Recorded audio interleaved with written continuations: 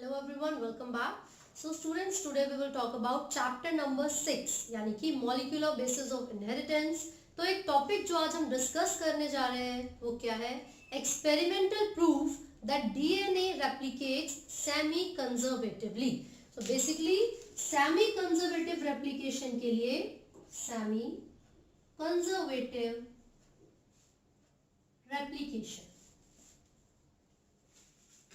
ये जो हाइपोथेसिस थी कि डीएनए सेमी कंजर्वेटिवली रेप्लिकेट करता है, ये वॉटसन एंड क्रिक ने दी थी। लेकिन इसका जो एक्सपेरिमेंटल प्रूफ है वो दो साइंटिस्ट ने दिया है जिनका नाम है मिचेल्सन एंड स्टेन। इन दोनों ने 1958 में वॉटसन एंड क्रिक की दी हुई हाइपोथेसिस को एक्सपेरिमेंटली प्रूफ किया था और इन्होंने ये बताया था पूरे प्रॉपर एक्सपेरिमेंट के साथ कि जब भी डीएनए की रेप्लिकेशन होती है तो वो सेमी कंजर्वेटिवली होगी। ठीक है, तो सबसे पहले हम देखेंगे मिचेल्सन एंड स्टेन ने अपने एक्सपेरिमेंट में किस किस चीज का इस्तेमाल किया था। तो यहाँ पर E coli bacteria, E coli means Escherichia coli bacteria की बात हो रही है। साथ ही साथ एक नाइट्रोजन का कंपाउंड था NH4Cl, अमोनियम क्लोराइड।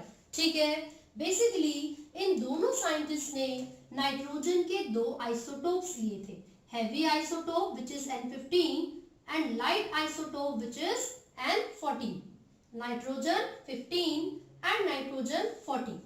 तो इन दोनों ही नाइट्रोजन के बारे में जब हम बात करते हैं तो हम बोल रहे हैं कि एक हैवी है और एक लाइट है। तो ऐसा क्यों बोल रहे हैं, किस बेसिस पर बोल रहे हैं? इनकी डेंसिटी ग्रेडियंट की बेसिस पर ये बात हमने बोली है, डेंसिटी ग्रेडियंट। तो इन दोनों ही नाइट्रोजन को अगर एक दूसरे से सेपरेट करना हो तो किस आधार पर करेंगे? डेंसिटी ग्रेडियंट, वो भी सीजियम क्लोराइड।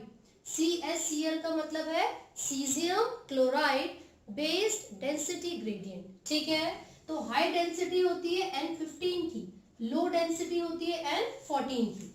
हमने इसी बेसिस पर इन दोनों को डिफरेंशिएट किया। क्लियर है? तो क्या एक्सपेरिमेंट दिया था मिचेल्सन एंड स्टेन ने, फटाफट से देखते हैं। तो एक और चीज हमें इसके बारे में जाननी है, वो ये है कि ई कोलाई बैक्टीरिया जब आप फेवरेबल कंडीशंस में या ऑप्टिमम कंडीशंस में बैक्टीरिया की ग्रोथ को ऑब्जर्व करोगे, so you will see that E coli bacteria replicates in 20 minutes, यानी कि 18 मिनट्स में इनका जो डीएनए है वो क्या हो जाएगा भाई, मल्टीप्लाई यानी कि रेप्लिकेशन कर लेगा, और 2 मिनट्स लगते हैं इनको डिवाइड करने में। तो डीएनए की रेप्लिकेशन 18 मिनट में हो जाती है और सेल को डिवाइड करने में यानी कि माइटोसिस करने में 2 मिनट्स लगते हैं। तो हम कह सकते हैं कि ई कोलाई बैक्टीरिया पूरा जो सेल साइकिल है उसको 20 मिनट में कंप्लीट कर लेता है। ठीक है, बहुत जगह पर स्टूडेंट्स देखते हैं कि 18 मिनट्स लिखा होगा ई कोलाई बैक्टीरिया के लिए, तो मैं फिर से मेंशन कर देती हूँ, ये जो 18 मिनट्स का टाइम आपको गिवन है वो ई कोलाई बैक्टीरिया में डीएनए की रेप्लिकेशन के लिए होता है और जो 2 मिनट्स है उसमें वो माइटोसिस करता है। तो इवेंचुअली देखा जाए 20 मिनट्स के अंदर ई कोलाई बैक्टीरिया कंप्लीटली डिवाइड कर जाता है। ठीक है, डीएनए की रेप्लिकेशन भी और माइटोसिस भी।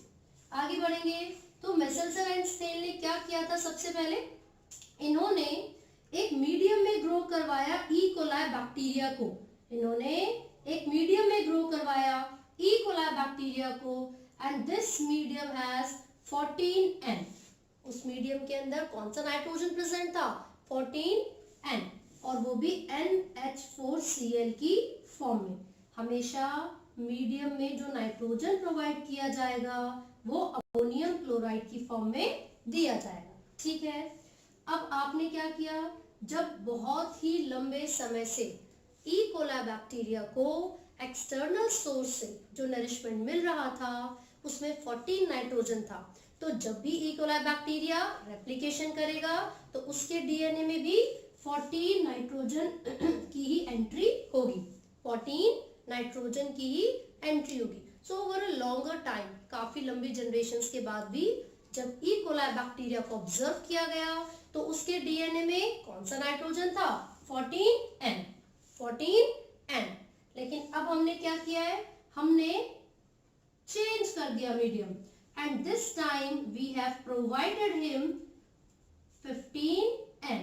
तो यहाँ पर अमोनियम क्लोराइड की फॉर्म में नाइट्रोजन दिया गया था, लेकिन डिफरेंस क्या था कि यहाँ पर नॉर्मल नाइट्रोजन था और यहाँ पर हैवी नाइट्रोजन है. This is the heavy isotope of nitrogen. तो क्या होगा, देखिए नॉर्मली हमारे पास ये डबल स्ट्रैंडेड डीएनए, राइट.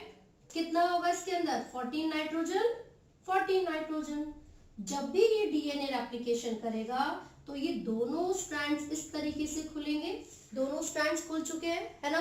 अब क्या होगा, इन दोनों स्ट्रैंड्स को मैं यहाँ ऊपर बना देती हूँ. एक 14 है, दूसरा भी 14, ठीक है. जब हमने मीडियम चेंज कर दिया तो इस बार ई कोलाई बैक्टीरिया को 15 वाले नाइट्रोजन मिलेंगे. तो यहाँ पर जो दूसरा स्ट्रैंड बनेगा वो 15 नाइट्रोजन का होगा. सिमिलरली यहाँ पर भी जो दूसरा स्ट्रैंड बन रहा है वो 15 नाइट्रोजन का है. तो ऐसा क्यों हुआ, हमेशा ध्यान रखिए, जब भी डीएनए की रेप्लिकेशन होती है तो एक स्ट्रैंड पेरेंटल रहता है and another strand is newly synthesised. एक स्ट्रैंड पेरेंट का है, जो दूसरा स्ट्रैंड होगा वो न्यूली सिंथेसाइज्ड होगा. और वो न्यूली सिंथेसाइज्ड कैसे बना, इनके कॉम्प्लीमेंट्री सीक्वेंसेस से. मान लीजिए A T T A G C A T, कोई भी सीक्वेंस यहाँ पर लिखे हुए थे. तो ये जो 15 वाला जो डीएनए आपके पास आएगा, it will be complementary to the parental strand. तो इस तरीके से आप यहाँ पर देख सकते हो 14-15 14-15 हाइब्रिड बन रही है.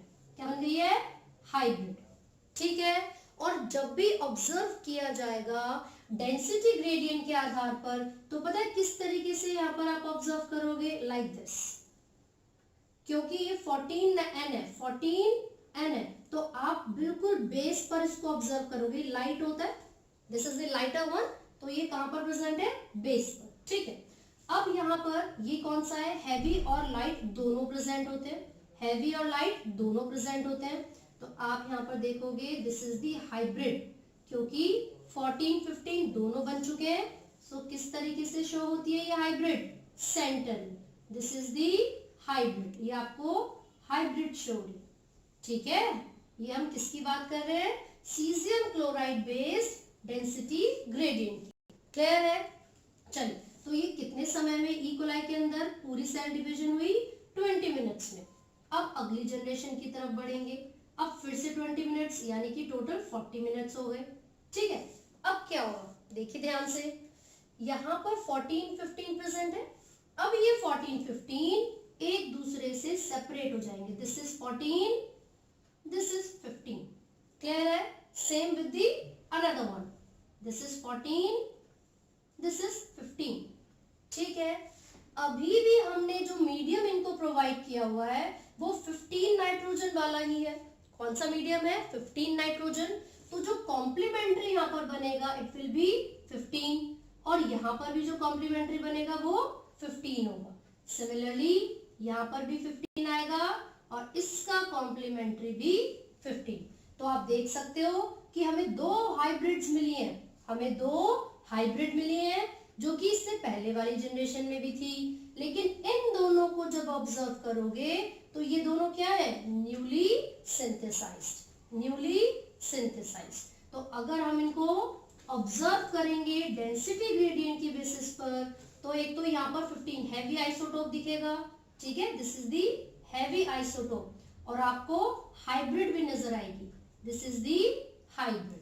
तो इस तरीके से ऑब्जर्व किया जाता है कि जब भी डीएनए की रेप्लिकेशन होती है 50% इंफॉर्मेशन पेरेंट की होती है and 50% information is newly synthesised. इसीलिए यहाँ पर डीएनए की रेप्लिकेशन को सेमी कंजर्वेटिव कहा गया है, सेमी कंजर्वेटिव रेप्लिकेशन, ठीक है.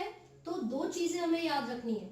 सेमी कंजर्वेटिव रेप्लिकेशन के बारे में इन्फॉर्म किसने किया था, वॉटसन एंड क्रीक ने, है ना, जब उन्होंने double helical model of DNA study किया था 1953 में.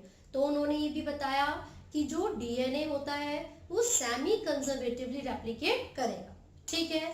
लेकिन उसका जो एक्सपेरिमेंटल प्रूफ है वो दिया था मिचेल्सन एंड स्टेहल ने.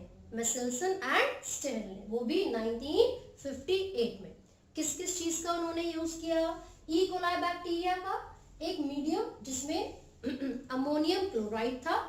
हमने जो नाइट्रोजन का यूज किया वो दो, यानी कि 14 वाला और 15 वाला था। 14 इज द लाइटर वन, उसकी डेंसिटी कम होती है। 15 इज द हेवी आइसोटोप, उसकी डेंसिटी ज्यादा होगी। किस बेसिस पर हम इन दोनों को डिफरेंशिएट कर सकते हैं? सीजियम क्लोराइड डेंसिटी ग्रेडियंट के बेसिस पर।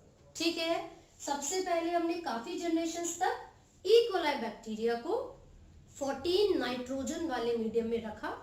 फिर जब हमने 14 वाले ई कोलाई बैक्टीरिया के डीएनए को रेप्लिकेट करवाया तो हमने देखा क्या हुआ, उसमें 14 वाला नाइट्रोजन था, लेकिन जैसे ही आपने मीडियम चेंज कर दिया, जैसे ही आपने उस ई कोलाई बैक्टीरिया को 15 अमोनियम क्लोराइड वाले मीडियम में डाला तो आपने हाइब्रिड को ऑब्जर्व किया, 14-15, 14-15। क्लियर है? जब ये हाइब्रिड नेक्स्ट जनरेशन बनाएगी, यानी कि फिर से 20 मिनट के बाद रेप्लिकेट करेगी, तो आप देखोगे हाइब्रिड भी मिली है और न्यूली सिंथेसाइज भी। इसका मतलब ये हुआ, again it proves that DNA replicate semi conservatively. Clear है? इसी के साथ साथ आपको याद रखना है, देयर वाज अनदर साइंटिस्ट जिनका नाम था टेलर। ठीक है, उन्होंने क्या किया था? सेम उन्होंने डीएनए की और क्रोमोसोम की जो सेमी कंजर्वेटिव रेप्लिकेशन है उसको प्रूव करने की कोशिश की। ठीक है, let me right it here. तो टेलर ने डीएनए एंड क्रोमोसोम की सेमी कंजर्वेटिव रेप्लिकेशन को प्रूव करने की कोशिश की थी।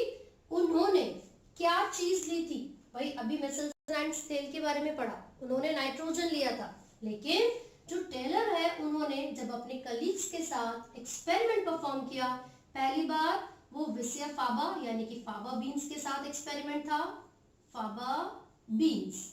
दूसरी चीज, ही टुक थायमिडीन, उन्होंने रेडियो एक्टिव थायमिडीन का इस्तेमाल किया था ये चेक करने के लिए कि क्या डीएनए सच में सेमी कंजर्वेटिवली रेप्लिकेट करेगा या नहीं। क्लियर है? So here we complete the topic semi conservative replication. Basically इसका एक्सपेरिमेंटल प्रूफ हमने यहाँ पर पढ़ा है।